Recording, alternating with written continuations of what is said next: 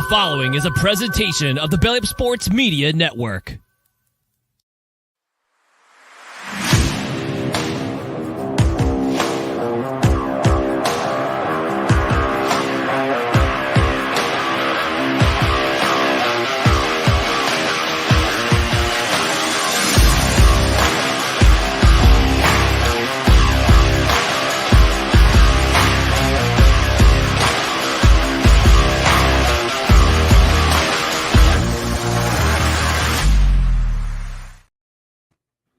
Podcast time, everybody.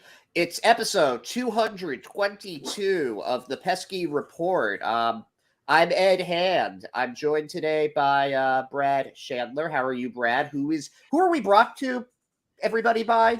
We are brought to you by Belly Up Sports Media. I'm doing fantastic, Ed. How are you? You know, I'm good. I just found out that I don't have to go into work today, tomorrow because of the snow, so that's pretty cool. Getting ready to finally watch some World Baseball Classic after this. I'm going to try to catch the tail end of Israel, Puerto Rico. Going to catch some of, I think it's the U.S. and Canada are having their cage match. So I'm pretty excited to finally see that 200-year rivalry come to a head. But, you know, I'm also excited because we've got a guy on today to talk about the Los Angeles Dodgers, who in a lot of ways I have found to have some weird parallels with the Red Sox. I mostly think back to the 2003, 2004, that time when a bunch of Red Sox just inexplicably ended up there from Boston. They had Derek Lowe, Nomar Garciaparra, Hideo Nomo, who came up with the Dodgers, went to the Red Sox, then came back to the Dodgers. Shea Hillenbrand was there. Grady Little was the manager. There were a lot of those guys. And now the Red Sox have a bunch of Dodgers. The Dodgers have a few Red Sox, but, it's sort of parallels there. That's kind of our lead-in for introducing Jake Reiner of KCAL News and the Incline Podcast. How are you doing today, Jake? I'm great, guys. Thank you so much for having me. Boy, I hadn't thought about Shea Hillenbrand in a long time, so that was quite the deep cut. But also, a bunch of trades between the Dodgers and Red Sox over the years. The other one that comes to mind, Manny Ramirez, that was a huge one, and obviously Mookie Betts more recently. Yeah, we don't have to talk about that one quite. A lot of people are still upset about that one. Oh, I know. I couldn't believe it when it happened, honestly. Yeah, I don't think a lot of us could believe that. I was cautiously optimistic at the time. I'm a big prospects guy. I like Verdugo. I still like Verdugo. I like Jeter Downs a lot at the time. You can say it's because of the lockout. You can say that they moved him up too aggressively. It doesn't matter. It didn't work with him. He's not with the team anymore, and Mookie Betts is going to end his career in Los Angeles. You guys won that trade. Congratulations. Thank you. How did you feel about that at the time? What was the general take on Verdugo at that point in Los Angeles? We kind of felt that Verdugo had a lot of promise, and he showed flashes of how good he could be. There was that stretch there in 2019 where it was the first time ever 3 rookies had hit back-to-back walk-off home runs, and he was one of them. The other two, Matt Beatty and Will Smith. And we thought that he had a lot of swag, definitely a great clubhouse guy, great teammate. But we never really got to see his full potential. And we thought, well, we're going to get to see it with the Red Sox because he was the main piece in that trade. And so far, he's been decent, but kind of pedestrian a little bit. I'm kind of waiting for him to kind of put himself on the map a little bit in Boston. So we weren't too bummed about losing him. We actually were quite surprised at the lack of a haul that we had to give up for Mookie Betts, which, none of that made sense from a Boston perspective as far as we were concerned. But honestly, we were just unbelievably over the moon and just really pleasantly surprised. Yeah, it seems like he's lived up to it there, too. Has he exceeded your expectations? No, he's met them. I wouldn't say he's exceeded them. He's met them. I mean, this is the type of player that we were hoping he would be. He kind of was the missing piece in 2020, pushed the Dodgers over the top into winning that World Series. Depending on how you feel about the legitimacy of it, he was the guy that that kind of put them over the top and made some unbelievable plays, not only with the bat, but especially in the field in that 2020 playoffs. But I think we're kind of waiting for 2018 Mookie Betts to arrive. And that's kind of the hope that he kind of has that MVP type season for the Dodgers. We've not really seen that Mookie Betts yet, but what we've seen so far has been incredible. So there was another piece that went to LA in that trade as well. And not a lot of people like to talk about him, but what were your thoughts on getting David Price as well?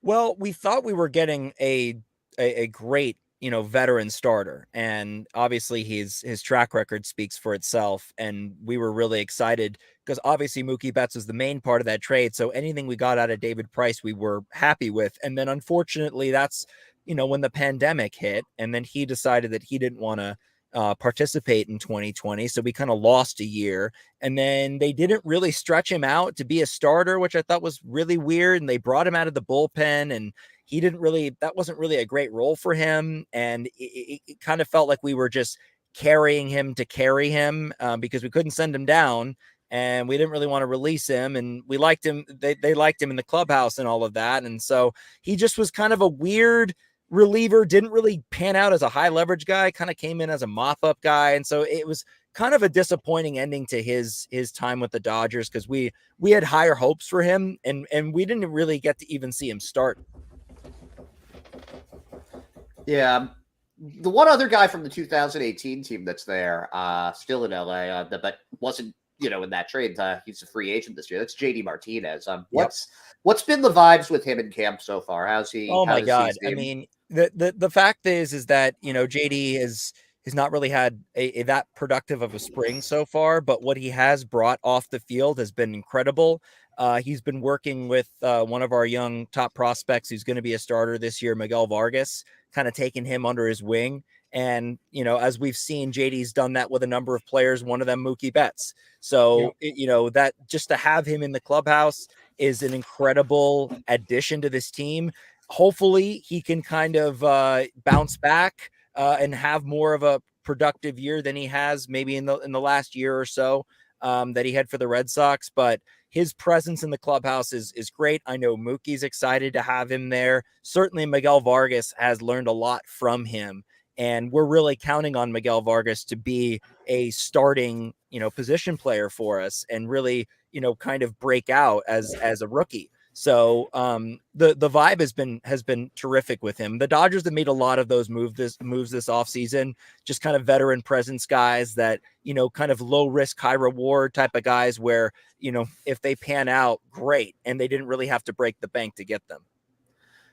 I saw a video of Vargas from earlier this spring, and you might know the one that I'm talking about, or it might just be something that I randomly saw, but it looked like he had hurt his wrist or something, so they told him not to go and swing at his at-bats, and he walked on 4 pitches, and then he came up again, and it was the same thing, and he walked on 4 pitches again. Did I imagine that, or did that happen? That exactly happened. He actually fractured his pinky, and they instructed they instructed him, because the thing is that he by trade is a third baseman. And so right now they're going with Max Muncy over at third base. And so they wanted him to move over to second base and try that out. So in order to get him reps at second base, they wanted him out there, but they didn't want him necessarily swinging the bat. So for the first 4 or 5 or however many spring training games, it was I don't know, it was maybe 12 at bats or so. He didn't swing at all. And he actually drew 4 walks in that time, which is kind of crazy when you think about it. No, the other team knowing that he wasn't going to swing. I mean, you'd think you would just kind of place it down the middle, all you had to do. And they ended up walking him. So yeah, that was a strategy for him to not only play the field, but also to get the timing down, see pitches. So yeah, no, you did not imagine that. Yeah, I saw that too. I thought that was absolutely insane. There's another rookie that I actually have a lot of questions about, because there's a guy still on the free agency market that would fill, from my perspective, would fill his position, and that free agent is Jerks and Profar. But the Dodgers are giving, I believe it's left. I might. You please correct me if I'm wrong on this, but James Outman, who came up towards the end of last season and really just hit the crap out of the ball, but kind of an older rookie. Is he being given the keys to the castle? Well, I'm sure if you polled Dodgers fans, they would want him to get the keys to the castle. I certainly have been, banging my fist on the table to get him to be the starting center fielder. I think he's earned it.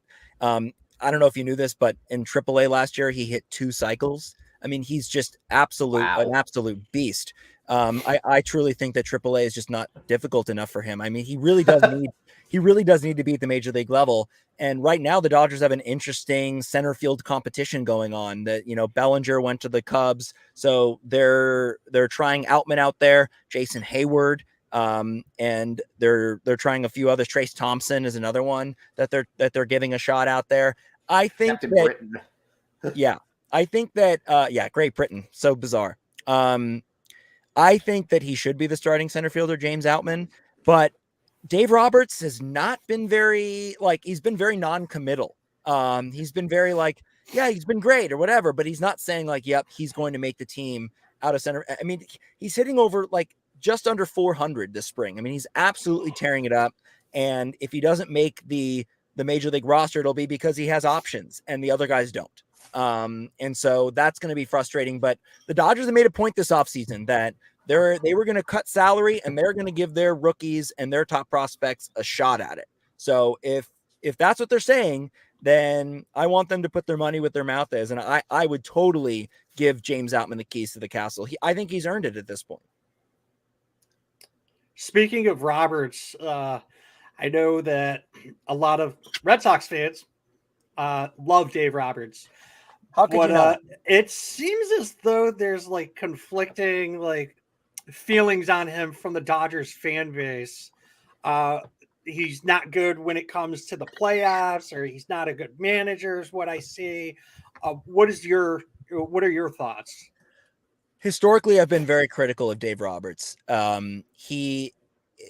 First, the positives. He's a great players manager. He's great at managing a clubhouse. He's had superstar talent, every single year. He's been the manager since 2016.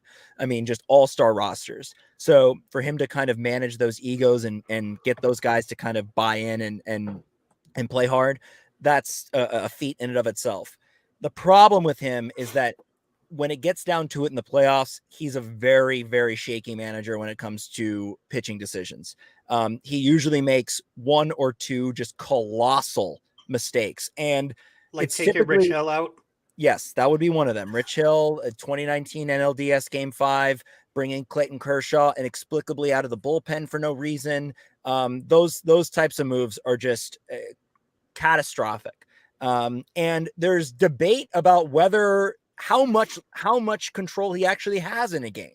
Because, as you know, Andrew Friedman, president of baseball operations, and his team, they're very methodical and they do a lot of game planning, and there's a lot that's decided before first pitch about how the game's going to go. But by all accounts, they say that once the game starts, every decision is made by Dave Roberts, but it's heavily influenced by the game plan. So it's not like he's ever really, veering off the game plan. But the problem with him is that I don't know whether or not the game plan is the problem or his gut is the problem. I don't know which one he's going with.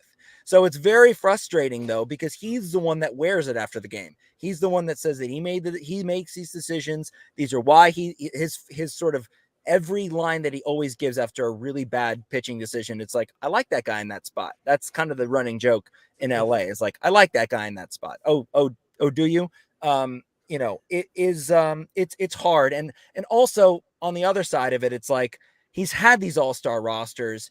You kind of expect at least one more title in there. Like, that's been the most frustrating thing. It's like every year the Dodgers have this stacked roster. They've got one title to show for it, and it was in a shortened season. And every year that they don't win a title after that shortened season title becomes kind of less and less, impactful for Dodgers fans. I certainly feel that way.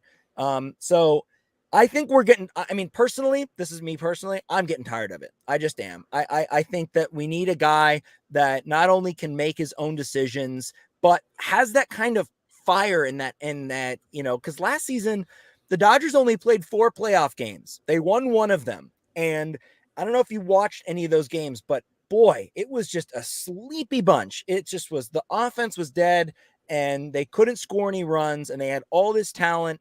And there just wasn't a sense of urgency there. And all of us were thinking like, okay, well, it starts with Roberts. Why isn't there this urgency? Why do they kind of feel like they're sleepwalking through this series? And so I don't know if it's complacency or whatever, but it seems like it's just getting tired. It's a tired act. And I don't know how much more Dodgers fans can take of these sort of lofty expectations that end super early in the playoffs. Do you think that the expectations make it harder for the players to perform? Because that's, I like, do you think that maybe some of this strategy of letting them compete for the roles, like with younger players and like these established veterans, but not the super high paid ones, do you think that could be feeding into that they want a hungrier team? Yeah, I think that's a really good point, because if you look at, and I'm using the 2020 team because they were actually the ones that completed the journey. You look at some of those guys like Kike Hernandez, who you guys have. I love Kike. Jock Peterson, another one of those guys. Those sort of hungry role players that have personality, right? That have that fire. One of the things I was at the USA Mexico game last night. I mean, first of all, it was like an electric atmosphere, and the majority of the fans were the supporting the Mexican team.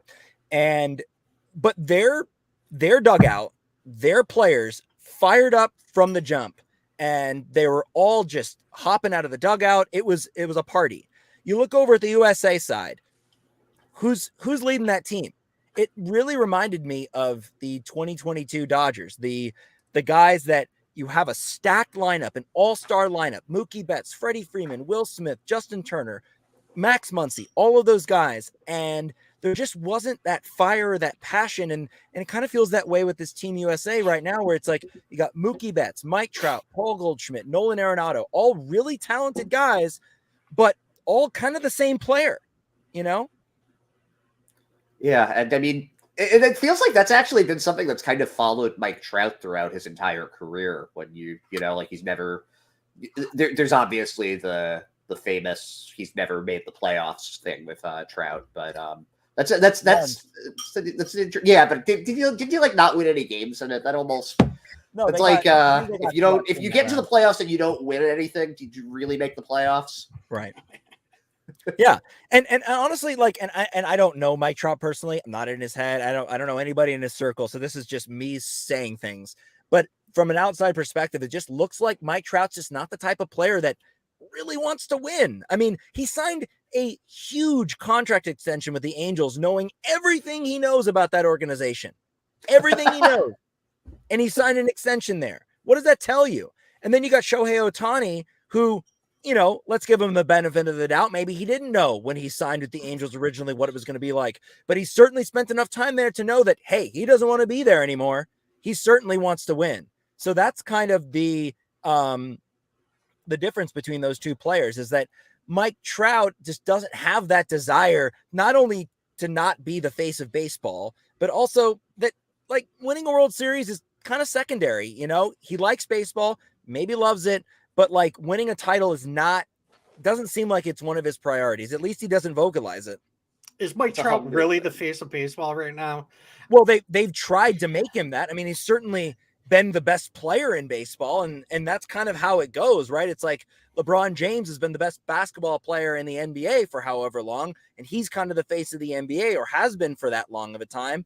And usually the best player in the game is the face, but that's been the problem with baseball, hasn't it? It's like they can't find that guy, and Shohei Ohtani is kind of like their next opportunity, that if he continues the way he's going. I'm glad that you brought up Ohtani.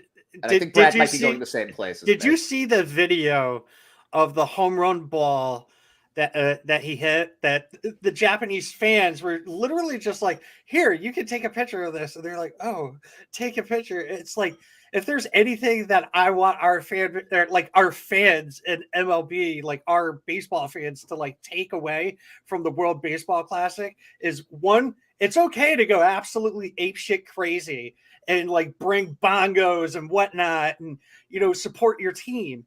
And B, like, show respect. If someone, like, it would be awesome if someone caught a home run ball. If I could just like, hey, I took a picture of Shohei Ohtani's home run ball at, say, Fenway Park. Damn well that's not going to happen. But this is the reason why I say that Mike Trout's not the face of baseball. I think Shohei is, because of the way he's a two-way player. That video of him of that baseball being shared, over 1 million views. Yep. And I believe Jared Carrabis actually made a statement on this, where like the last out in the World Series only had 500,000 or less than 500,000 views. Yep. Yeah. I mean, that's the one thing that I've taken away, and I've seen a few WBC games, is that the passion for baseball is there. I don't know why MLB can't tap into it or figure out how to do it. But Shohei Ohtani, I believe, is that gateway to that, that passionate fan base, not even just the Japanese fans, but like all of the different nations, the Mexican team, the Dominican team. I mean, all of the different nations that are competing in this all have that. And you watch a game with their fans and it's like, wait a second. We have nothing like that during the regular season. Nope. Nothing like that even in the postseason. The only thing that really came close last year was the frenzy that the Philadelphia Phillies kind of brought. Like, right. That atmosphere is what happens at all of their games. And right. Why can't we tap into that? That's been one of the huge issues. The first time I was ever exposed to something similar to that was in 2020. I started watching the CPBL, the Chinese Professional Baseball League. Started getting into that a little bit here and there. And they have cheerleaders. Like we can't do something. Their mascots are like going nuts. Some of our teams have mascots and whatnot, but like they had a player of the game ceremony afterwards too. It's like, these are things that we should be adapting into our league, our baseball teams and stuff like that. Definitely. I mean, yeah, I mean, baseball has really struggled to try and get a hold of that fan base and to get that passion that we see across the world. And I don't really know how to do it. I don't really have any answers, but like what Shohei Ohtani has done is we should figure that out, what that formula is. Let me ask you, because this is what I have thought since last year. And the Dodgers did nothing this offseason to make me think otherwise. How much money do you think the Dodgers throw at Ohtani to try to bring him to LA? Well, if you read the tea leaves, which is the fact that the Dodgers really, like you said, didn't really make any splashes this offseason. They cut a lot of payroll. A lot of that, unfortunately, now has been tied to Trevor Bauer. I think that Ohtani could make $500 million. And first $500 million player. I think he is. I mean, for what he brings. And right now, if the biggest competition is going to be Steve Cohen and the Mets, because as we've seen, Steve Cohen doesn't give a rat's ass what he spends. He's going to spend what he's going to spend.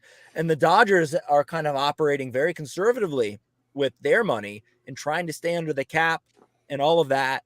But I'm hoping, and I think the rest of Dodgers Nation is hoping, that they cough up whatever it takes. Because Ohtani in LA, that's how you grow the game. Ohtani in Anaheim, it's not going to happen. The team's not good enough. It won't be good enough for a while, and they don't develop players well at all, and it's been that way forever, and they don't develop pitching. They can't market a guy like Shohei Ohtani. It just won't work there. And especially now that Artie Moreno has said he's sticking around, he's not selling the team, that was another huge blow to Ohtani staying in Anaheim. And who knows? I mean, maybe the Angels are looking at this thinking, hey, we're not going anywhere this season. If we let Ohtani walk, we're not going to get anything for him. So it could be crazy, but they could end up dealing him at the deadline. I just think that would be insane. And the haul that they would get for him would be astronomical. But I think that the Dodgers, with the Padres, the Mets, and don't sleep on the Giants either, because the Giants were willing to shell out big money for Aaron Judge. So they're willing to shell out as much money as possible as well. And that's Arson Judge. Sorry, excuse me, Arson Judge. Yeah, thank you for the correction. And I think that those are the biggest teams that will be involved. And I'm hoping, because I'm a Dodgers fan, I'm hoping that he comes to LA, because I really feel that Ohtani in LA, that's how you grow the game. You put him on the you put him as the face of a franchise like the Dodgers, who are always successful, or at least have been successful over the last decade plus, and will continue to be. That's a start. So we're on the same page then, that Shohei is the future in LA. At least that seems to be the move that they're making. That's what we're all hoping for. It's been kind of a rough spring for the Dodgers this year. It seems to me, at least, and I think I say this mostly just because they lost their shortstop before the season even started. How much does the Gavin Lux injury take back the Dodgers this year? That's a good question, because I was thinking about this, and I don't think that it really sets them back that much, because they were relying on Gavin Lux, obviously, to be the shortstop and to kind of have a breakout year. But as we've seen with him historically, he is injury prone. So the fact is that he may have gotten injured anyway, right? And they're going to have to rely on the other guys anyway. But it doesn't hurt as much as if it was an injury to Freddie Freeman or Mookie Betts or Will Smith or any of the other guys that they're relying on with the offense. I think the Dodgers have a serviceable replacement in Miguel Rojas. Defensively, he's an upgrade defensively. That's a no-brainer. Lux was like a second baseman, I thought. His natural position, I believe, is shortstop. And whatever they get with his bat is going to be a bonus. And he looks really good this spring. But I don't think it really sets them back for how I thought they were going to do anyway this year, which is, I believe that they're going to contend for the NL West, and they're going to be right there with the Padres. They may not win 111 games. I guarantee you they won't. But they'll win 90 plus, 95, which is still good enough. And I think that, we'll see how the Padres. My thing about the Padres is a lot of it. They've had a lot of great off seasons, or so they say, or they've won a lot of off seasons. They always win the off season. They always win the off season, but the championships aren't won on paper. So let's see what happens with them. They're the biggest wait and see team that I've ever followed, because you just have to wait and see. They haven't proven themselves yet. And in fact, last season was kind of the first time that they really made that step forward to put themselves on the map by knocking the Dodgers out of the playoffs.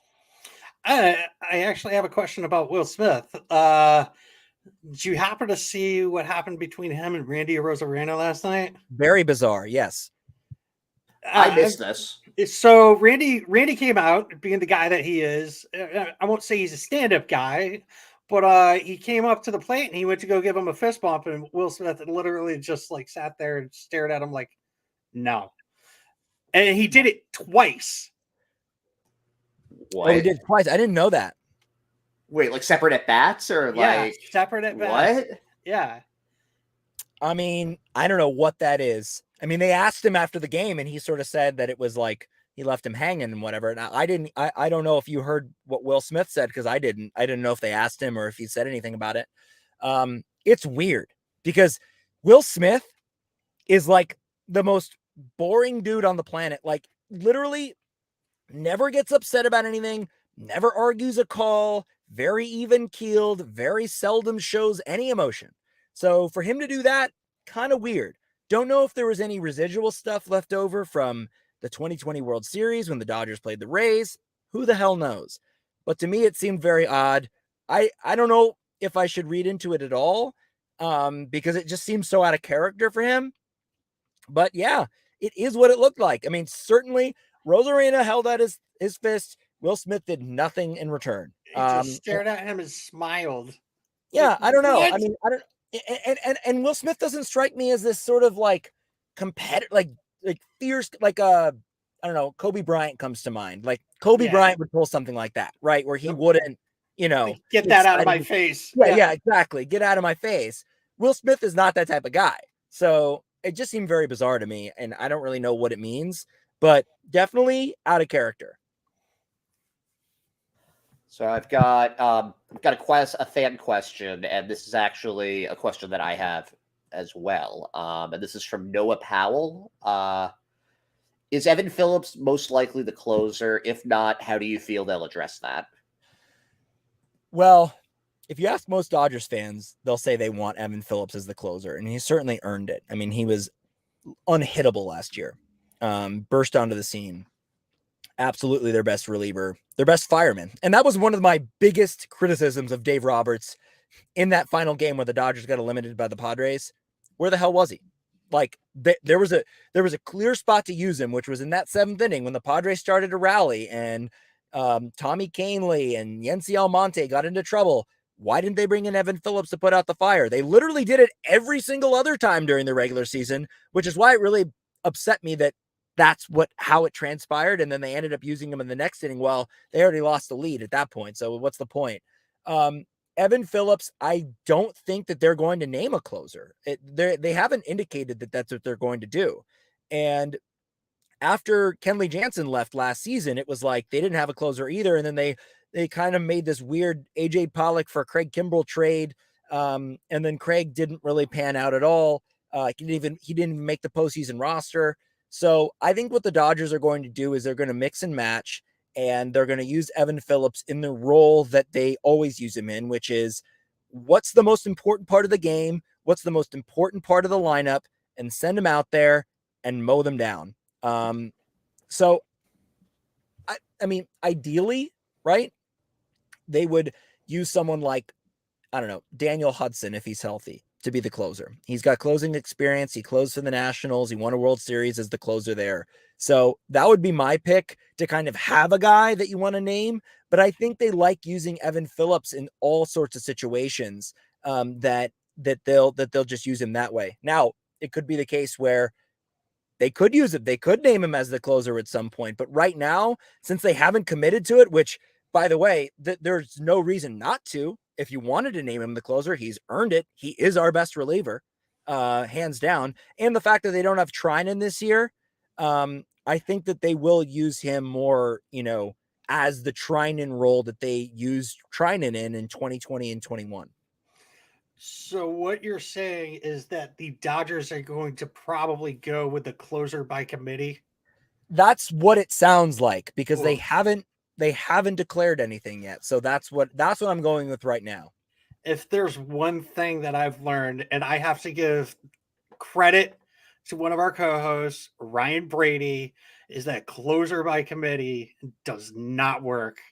And when they announced that we had signed Jansen, I don't think I've ever seen another person happier about somebody getting signed. Like, he hates Chaim Bloom, and he was so happy for Chaim Bloom. I have a question. How have you guys liked Jansen? Do you like him? I'm a fan of Jansen. He led the league last year. I think it was the National League in saves last year. So the fact that we haven't had a closer basically since Kimbrell, and we actually have one now, an established one, and he's working on his timing and whatnot, like because of the pitch clock. So the way he's pitching now is a lot different than what it looked like when he was with the Dodgers. He's not taking 20 minutes between pitches. But I mean, that's not by choice. I know it's not by choice, but still, it's nice to see between him and who's the Houston dude that does the rock the beat. Luis Garcia, yeah. Yeah, like I hated that. That was probably the most annoying thing in the world. I know, especially because it was the Astros. See, that's where we differ, and I think you and I might butt heads on this one. I do not hate the Astros. But Well, that's rich coming from a Red Sox fan. I don't hate the Red Sox. I don't hate the Dodgers either. But I want to wait to make just have a decision or like make a whatchamacallit on Jansen until the season starts. Yeah, with the new rules. Yeah. My concise description for him, I like his cutter. Relievers are volatile. Relievers, and he's got a great track record. Relievers are volatile, and he's like 36. The Dodgers had Craig Kimbrell last season, a freaking gas can. I mean, he just was the most unreliable guy in the ninth inning, which is really unfortunate because he has great stuff. He just couldn't control it. And he was walking guys, wild pitches, hit batters, all of that stuff. So to me, it was like, yeah, did the Dodgers win 111 games with Craig Kimbrell on the roster? But I think they won despite him because their bullpen is one of the best bullpens I've ever seen, and it was excluding him. So I get what you're saying, and typically I'm a kind of an old school guy. Like, I'd like to have a closer, but when I want roles. Yeah. And the Dodgers have roles. They have guys that they like to use guys in all their position players are the same. They like to use guys in all these different ways, and it works for them. And I think the Dodgers bullpen is strong enough to have a bullpen by committee, but I have a suspicion that at some point they'll name a closer. It just might not be at the beginning of the season. Yeah, my thought had been Hudson for the exact reasons that you stated. I didn't realize that Evan Phillips was as good as he was until maybe a month ago when I was going through some of the numbers from last year, and I was just like, wait a second, Evan Phillips? Yeah. Like what does he throw? Like speed wise, or like what's his what type of a pitcher is he? He's a fastball. I believe it's sink or slider. If I had to guess, but he's got, I don't know. He's very deceptive in his motion, and his pitches. It's like he's got this like lateral movement on the balls. It's just crazy, and he's unhittable, and he's got just immaculate control and just ice in his veins. Another boring guy. I mean, but that's kind of what you want, right? As a reliever, you want a guy like a Blake Trinan or Evan Phillips, just like boring, no personality guys, no emotion. Like, that's what you want in the ninth inning. You don't want a guy you don't want a John Rocker. You don't want a head case at the back end of the bullpen where, one little thing will rattle them. Evan Phillips lives for that moment, lives for those moments. And they the amount of times that they brought him into games where the game was on the line and they brought him into bases loaded, no out situations, and he gets out of it without giving up a run. It's incredible. I've never seen that before. Which is why, again, I say, where the hell was he in that decisive game where they needed to win? Otherwise they went home, and guess what? They didn't lose with their best on the mound. And that's, I'm fine with losing if you have your best, in the lineup on the mound at the plate, like that. I'll take it. But if you're dicking around with other relievers that are good but aren't built for this specific situation, that's when I have a problem. So it looks like he's got 4 pitches. I just pulled this page up on Baseball Savant. A sweeper, cutter, a fastball, and a sinker. Yeah. Okay. Yeah. The sweeping cutter kind of looks like a slider, so that's why I thought it was a slider. Yeah, I mean, I've heard the sweeper. It's basically just like a variant of a slider, anyway. So that adds up.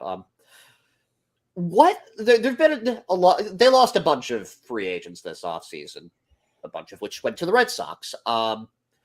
Which loss do you feel the most from the Dodgers, and who's left in free agency, and which of their offseason moves are you the most excited about? Okay. The one that really kind of stung just from an emotional standpoint was Cody Bellinger. What a fall from grace, right? It's sort of like, it's kind of weird if you look at like Bellinger and Christian Yelich's career, like they meteoric rise and just an absolute drop off after that.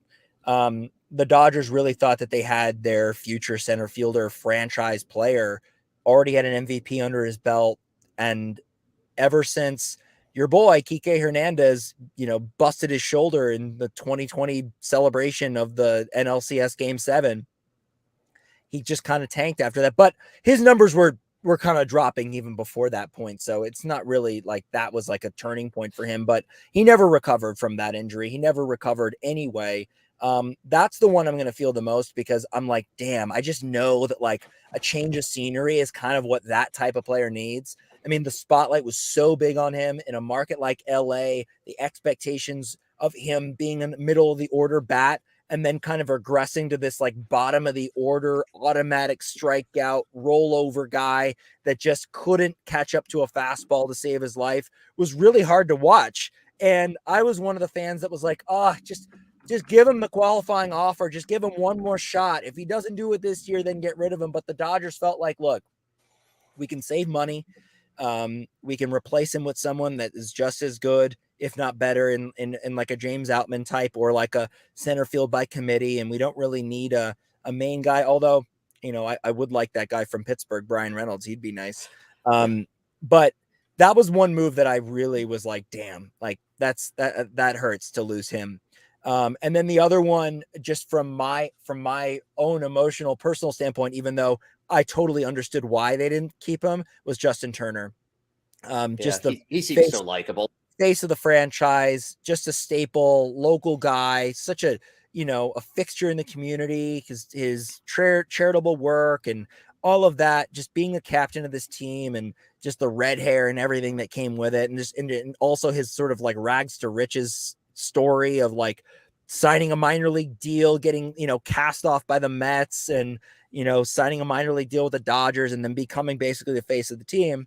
That was an awesome one, but also like I understood why they wanted to give Miguel Vargas a shot, and Justin Turner is kind of aging, and so it made sense to not bring him back.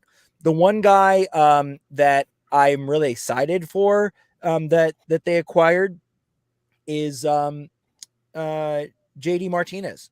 JD Martinez and Noah Syndergaard. I'm looking forward to both of them. Because those are both guys that have a lot to prove, but also have like a pretty decent track record. I think JD a little bit more than Noah Syndergaard, because Syndergaard's been very injury prone and all of that. But when Syndergaard was good with the Mets, he was really good. And I just really am looking forward to seeing if they can have those bounce back careers. I know Syndergaard has talked about how he chose the Dodgers because of what happened to like Tyler Anderson. Basically, Tyler Anderson never had a decent season ever in his career. And then he has a career year with the Dodgers and inks a 3-year deal with the Angels in the offseason. So that to me, and that's another guy I was really bummed about losing, is him. I really wanted to keep him, but with the rotation the way it is, the young guys they have coming up, Bobby Miller, Gavin Stone, Ryan Pepio, it made sense to kind of let him walk. But yeah, I'd say Syndergaard and JD Martinez are two guys I'm excited for. Yeah, Syndergaard seems like such a perfect fit for LA, just because like just his appearance, he's so theatrical, like he looks like something that stepped out of a movie. He's got that surfer vibe too.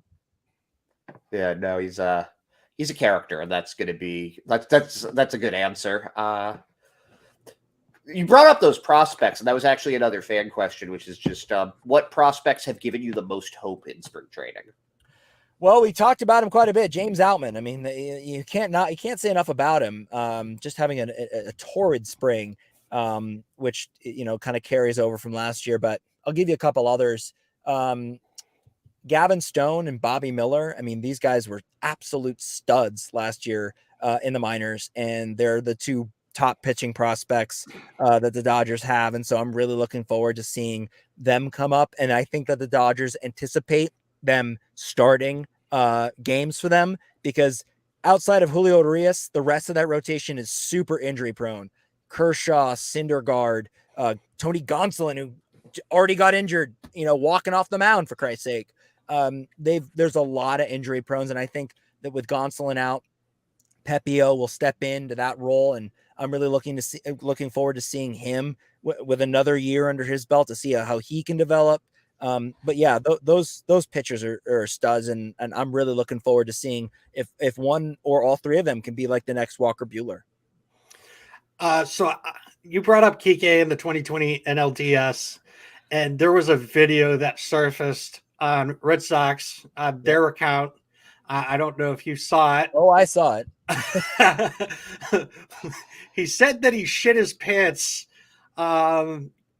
during an at-bat. Was it at bat? He was taking some medicine for his toothache or whatever. Yep. Do you think that's what hurt his shoulder? I don't know. Yeah, I don't know. I don't know how violent of a bowel movement it was. I can't confirm nor deny it.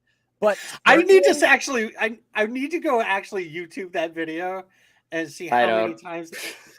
No, I need to YouTube that video to see how many times it's gotten a click. Yeah. Yeah, I don't need to see that video again. But you know, hey, if it helped him, and look, he came up huge in the 2020 NLCS Game 7. I mean, he tied the game. Cody Bellinger gets a lot of credit for hitting the go-ahead home run against the Braves, but Kike tied it. So if that had occurred before that moment, then hey, you know, maybe you should do it every game. This is my new ritual, guys. Yeah. Just put a diaper on next time. Yeah, I mean, yeah, maybe he's got to flush out the system. You know, maybe he plays looser that way. Who knows? Yeah, I mean, I don't know. I could see that working. Maybe that's what happened in 2021 with Kike too, because he went ape shit in the playoffs that year too. Let's playoff Kike. Maybe that's the secret to playoff Kike. Ape shit, an appropriate way to describe it, I'd say. That was, you know, we have a lot of fun with puns around here. Yeah, of course. Last fan question. Looking back at the offseason, what trade signing do you wish the Dodgers made? So yeah, there's a couple. Like I mentioned, Tyler Anderson was one that I would have liked to kept around. I know that they were deep into talks with Justin Verlander, but I'm worried about him and his age, even though he kind of, I don't know, found the fountain of youth last year. It was kind of crazy, man. And Scherzer, yeah, sure. You know, I don't know. I think the Mets are just I'm not too high on them, even though they had a great offseason. Another kind of prove it to me franchise. But another guy I talked about, I mentioned his name is Brian Reynolds. I mean, the dude wants out of Pittsburgh. The Dodgers need a center fielder. They haven't named one yet. I don't know if that's a sign. I don't know if they're willing to offload some of their prospects for him. But we've known historically, for whatever reason, the Pirates I don't know. It's like the Pirates and the Marlins the asking prices are just astronomical about what they want. And especially when you're dealing with the Dodgers, there's that Dodger tax that everyone talks about, where the Dodgers will get absolutely, you know, the other team will ask for the moon. So I don't know if the Dodgers would be comfortable giving up a ton of top tier prospects for a guy like Brian Reynolds, who is a good ball player, but he's not like, you know, Mookie Betts good. He's not worth it that much. But honestly, I mean, he'd be a perfect fit, switch hitting center fielder, a guy that, you know, would fit right into that lineup. But honestly, guys, I'm kind of excited for this Dodgers team. I mean, no one's really looking at them, and for the first time in a while. Everyone is like, oh, the Padres, oh, the Mets, oh, the Yankees, you know, the Astros are, you know, and you got the Red Sox and the Dodgers pretty much like no one's really giving them a look. And that's kind Parallels, of a great place to be, honestly, because then you can surprise people and say, you know what, you didn't give us a chance, but you also didn't really look at what we have. And what they have is a lot more than they're getting credit for. And I think that if you got guys like Outman and Dustin May coming back from injury, remember before Dustin May got, you know, sidelined with Tommy John in 21, he was unhittable. He was dealing. So to have him come back, I mean, there's a lot of guys that they need to have, you know, kind of emergences or like breakout years for them to be kind of that top tier team anymore. But with the leaders of Betts and Freeman, I like the chances. I really do. Yeah, there's a lot to be said for like a young, scrappy, and hungry team. And having, like, as you just mentioned with Betts and Freeman, those are world champions there. Those are guys that have done it before. They're still at the height of their powers, you know, like, and people like, it's just funny, the parallels though with the Red Sox and Dodgers, just because, you know, a similar situation, not quite the same roster as the Dodgers, but people are sleeping on the Red Sox, and maybe, you know, that's not the wisest move, especially with what we've seen so far in the spring. It's I like that mentality. I like that mentality going into the season. Yeah, you kind of have to. Otherwise, like, like I don't understand how anybody can go into a season doom and gloom. Like you gotta like wait for things to go bad before you start to work for that to happen. We really want a rivalry like between us and whatnot. I mean, Mookie, JD, and then you got Turner, Kenley, and Kike. I know a lot of Doogie. Also, I'm going to throw another name at you guys I was going to say Chris Martin. That guy, what a find. I mean, he was electric last year. So if he continues that for you guys, you've got a great, like, late inning, high leverage guy. Simply incapable of walking people. It seems like I was looking at his numbers, and it was like 5 walks and 60 innings, something. He's like the 100th percentile. His command is second to none. Yeah, no, he's he actually he came up with the Red Sox. He was like an indie league signing that they got. I think it was 2013, and he's one of these dudes that have just like late bloomer, but it almost seems like every year he's either been steady or he's gotten better. And like, I mean, he was so good last year for the Dodgers. Oh yeah. What and sort of like an under the radar Andrew Friedman move, Brandon Gomes move, that paid off. What's with the pitching factory there? Because you talked about Syndergaard and like going there, but I mean, he wasn't the only guy that they've done that with. I mean, even last year, like Andrew Heaney went there after completely flopping out with the Yankees. 2-year deal with the Rangers. There was talk about him getting offered up to like 4-year deals, and he was somebody that was always like a decent arm, but like you said earlier, the Angels don't know how to develop pitchers, and it just didn't seem like he ever was able to put it together. And I just remember he was the first guy to sign in free agency last year. They obviously knew something that they liked with him, that they were like, okay, we're just gonna grab him before anybody else can. What do the Dodgers? Do you have any insight into what the Dodgers do to identify these guys before they get them? It's crazy. I mean, it's everything the Dodgers do is so top secret. Like, a lot of teams will, they'll have leaks, when trades are being discussed and all of that. And the Dodgers never have any leaks ever. But what it's being called, what we refer to it as, is the Pryor lab, Mark Pryor. The pitching coach, you get in the lab and all of a sudden you become, they I don't know how they do it, but they just elevate the skills that you do have. They see potential and they know how to hone it in. Like Evan Phillips, nobody heard of him. Phil Bickford, who's kind of flamed out a little bit, but when they first got him in 21, outcast for the Brewers. If the Dodgers are picking up someone you've never heard of, that they've got some raw talent somewhere that they haven't unlocked yet. And we say the same thing about the Rays with the AL East, and that makes perfect sense considering who's the grandfather of the Rays, Friedman. Yeah, exactly. You got Shane McClanahan. Who's ever heard of him? You know what I mean? And like he becomes like the Cy Young Award winner. It's remarkable. It really is, and it's not just pitchers. I mean, did you ever hear of Max Muncy before this? Chris Taylor? I mean, Taylor was an outcast from Seattle. Like I remember when he was a utility guy there that just couldn't. He was like going to be their next great thing, a defense first shortstop, and he was basically out of baseball when the Dodgers got him. And they found a bat in him somehow. I don't know how it works, but it just does. They identify the raw ability that you have. They see the potential, and they're like, well, if we just fix this or tweak that or work on this, then we can get to where we want to be. Now, it doesn't always pan out. You're going to have some flops in there. But it has been unbelievable. I mean, you look at the bullpen last year, I mentioned Yancy Almonte.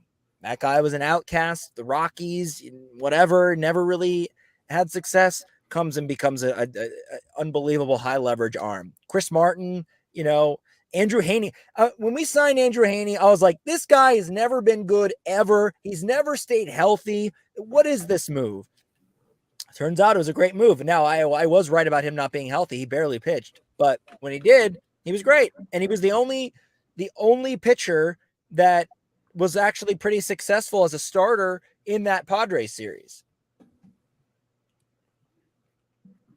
So what's your final prediction for the Dodgers? What's your where do you think they're going to be? What's the finish if you had to guess right now?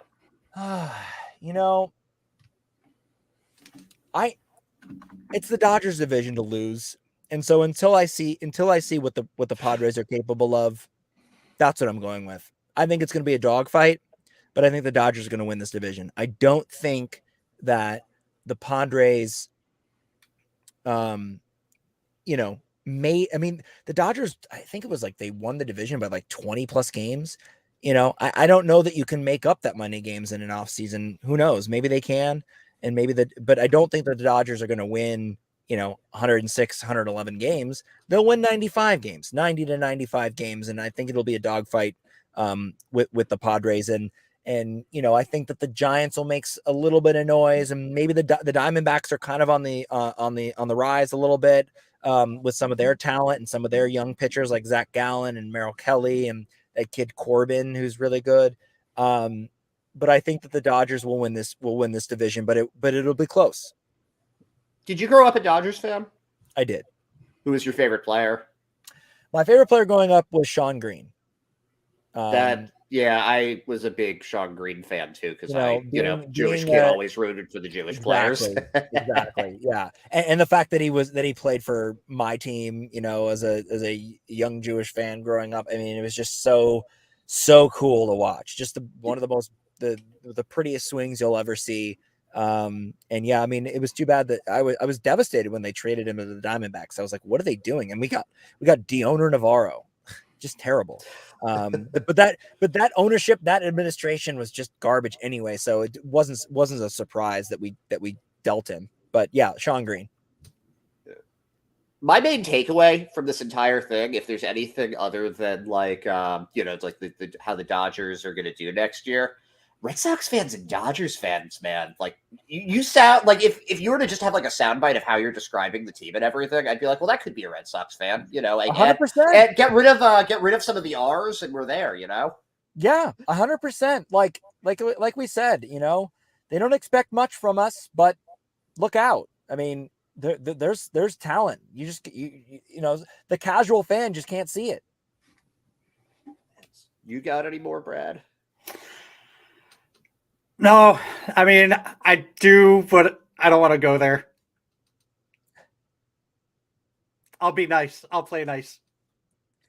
You could go anywhere you want, Brad. Nope. Yeah, Brad, nice. You can't tease us like that and then not say anything. What were your thoughts in 2018 when Dave Roberts pulled Rich Hill and the Red Sox just went on a fucking tear? That was one of the worst managerial decisions I've ever seen. And not only because he took him out when he did, but that if you read afterwards, kind of like the inside of what happened, there was miscommunication. You can't have miscommunication in the World Series. You just can't, especially with the Red Sox being favored. The Red Sox were a juggernaut that year. I mean, just up and down. I mean, this is the height of, Mookie Betts and JD Martinez and just an unbelievable team. Nathan Eovaldi and all those guys. Joe Kelly played for the Dodgers. Yeah, right. He came up with the Dodgers. I thought that move was, and it was one of those at the time, it's like, it's easy to like after the game be like, oh, they should have done this and should have done that. I remember screaming at the TV, what are you doing? They haven't touched him all game. And this was on the heels of that unbelievable home run by Yasiel Puig with Kobe in the stands and, Eduardo Rodriguez throwing his glove on the ground. I mean, that should have been the moment, Right. That should have been the moment. And they blow it. They bring in freaking Scott Alexander. Why are you doing that? Who else did they bring in? Ryan Madsen, I think they brought in at one point. And like fucking Mitch Moreland. God damn that guy. That ball still hasn't landed. And I was like, this guy, he's been a decent player, but like, come on. It was brutal. I didn't think that the Dodgers, and by the way, I was at the one game that they won that lasted, a full 24 hours. Yeah. I was at that game and I thought, okay, game 4, they win, right? Momentum's on their side. Let's say what would it have been? Tied 2-2, right? Yeah. They tie it 2-2. They got one more game in LA. If they have the momentum, they win game 5. then you go back to Boston, who knows, right? And like all the Dodger fans would be like, oh yeah, well, the Red Sox are going to win anyway that year. You don't know that. You don't know that. You have to win. You win game 4. Who knows what happens after that? And so that's why it was so frustrating, because Rich Hill was dealing, and it's one of the worst managerial moves. It even had freaking President Trump tweeting about it. I mean, that's how bad it was. It was the one time I actually agreed with the guy. It was just brutal. Yeah, that was one of my worst memories as a Dodgers fan. That moment right there. All right. Well, I'm sure there's another bad memory, and it happened the very next year. But yeah. Speaking of bad things that have happened to the Dodgers, you guys, I guess this will be my last thing. I'm glad you remembered this. Trevor Bauer had just signed. I don't know how to pronounce their name. Yokohama Dana Bay Stars. They just announced it like 50 minutes ago, like while we were on the pod. Yokohama did whatever, the Japanese team. I can't say their name. It's Prague. I know it is. After this, what were your thoughts first when you signed Bauer, and then the thoughts of the allegations and everything that had happened, and then the release of him? So when they signed him, I thought they didn't really need a top line starter at the time. It felt like the rotation was pretty much set, and I felt like Bauer would have been like a bonus, pitcher.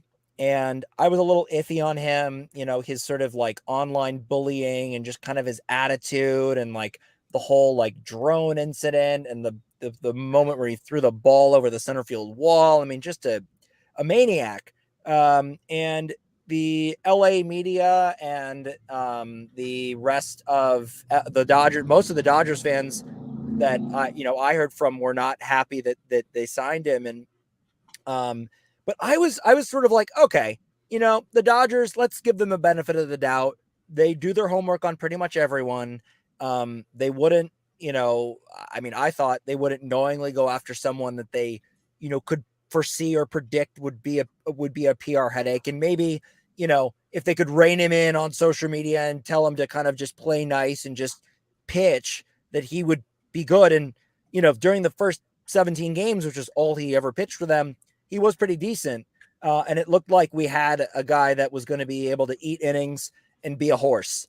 And then he goes and does what he did, which is just horrific. The details are just awful. And you think, okay, it was at that moment when all those details came out, and it was just like, this was a huge mistake. One of the worst, probably the worst free agent signings ever for the Dodgers.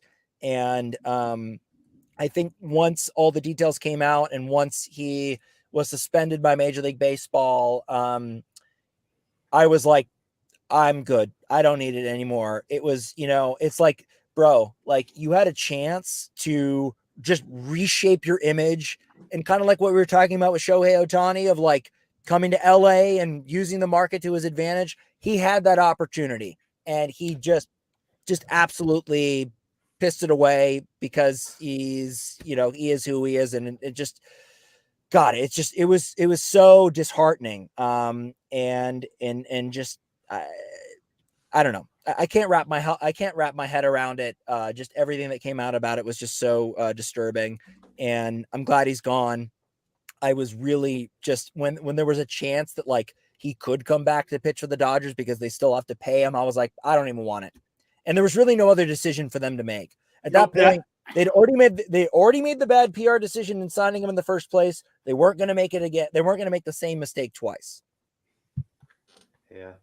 Even if they and that's, there were people saying like, oh, the Red Sox need pitching, they should sign. Nothing is worth the optics for that. No. Nothing is worth bringing in all of Major League Baseball. All of Major League Baseball saw it happen. And all 30 teams, or I guess the rest of the 29 teams, they all looked at it and said, nope, not worth it.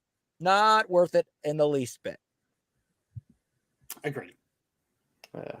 So on that note, I think we're gonna wrap it up now. Do you have anything you want to plug?